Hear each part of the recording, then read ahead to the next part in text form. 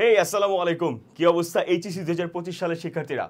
আর অল্প কিছুদিন পরে কিন্তু তোমাদের এইচএসসি পরীক্ষা শুরু হয়ে যাবে। কিন্তু তোমাদের ভিতরে অনেকেই আছো যারা কঠোর পরিশ্রম করার পরেও, ডেডিকেশন নিয়ে পড়ার পরেও কিন্তু নিজের ইচ্ছা মতো বা কাঙ্ক্ষিত যে রেজাল্টটা আছে সেটা করতে পারবে না। I am sorry to say that, করতে পারবে না। কারণ কি জানো?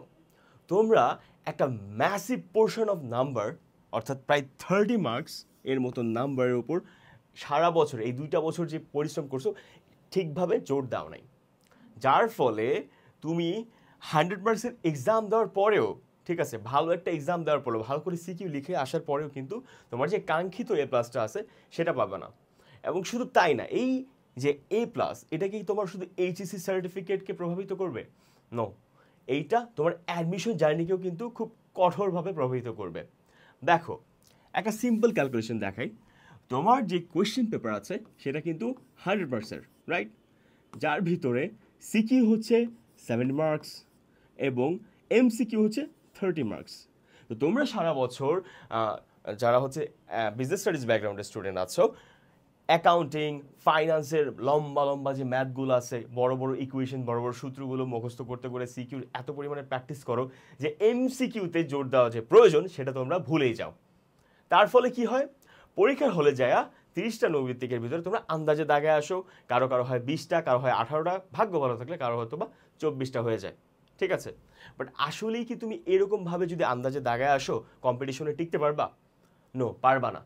তোমারই ফ্রেন্ড যে হচ্ছে প্রপারলি এমসিকিউর উপর যে প্রিপারেশনটা নিয়েছে সে কিন্তু 30-এর ভিতরে অলমোস্ট 29, কোনো কোনো ক্ষেত্রে 30 বা কোনো কোনো ক্ষেত্রে 28 পেয়ে যাবে।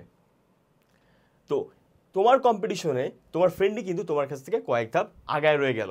যখন রেজাল্ট দিবে তখন দেখবা তার রেজাল্ট আর তোমার রেজাল্টের ভিতরে আকাশ আর পাতাল তফাৎ।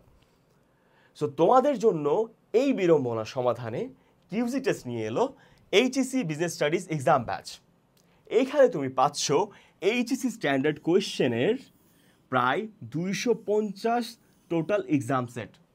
এইখানে তোমার ফাইন্যান্স, ম্যানেজমেন্ট, মার্কেটিং, অ্যাকাউন্টিং এর যতগুলো সাবজেক্ট আছে এবং এই সকল সাবজেক্টের ভিতরে যে সকল নৈমিত্তিকগুলো মোস্ট ইম্পর্টেন্ট, যেখান থেকে পরীক্ষা হলে কোয়েশ্চেন আসবেই আসবে, এইরকম প্রায় 7500 কোয়েশ্চেন নিয়ে এক একটি সেট সাজানো হয়েছে। অর্থাৎ স্ট্যান্ডার্ড সেটে তুমি হচ্ছে 30 মার্কসের কোয়েশ্চেন পাবা তোমার যতটুকু নির্ধারিত সময় আছে ওই নির্ধারিত সময়ের জন্য। তাই আর দেরি না করে, আর অল্প কিছুদিন বাকি, তুমি আমাদের এই এক্সাম ব্যাচটাতে এনরোল করে ফেলো। দেখো, এই অল্প সময় একটা স্মার্ট মুভ কিন্তু তোমার রেজাল্টের গ্রাফটাকে একদম ড্রামাটিক্যালি চেঞ্জ করে দিতে পারে। সিদ্ধান্ত তোমার। আসসালামু আলাইকুম।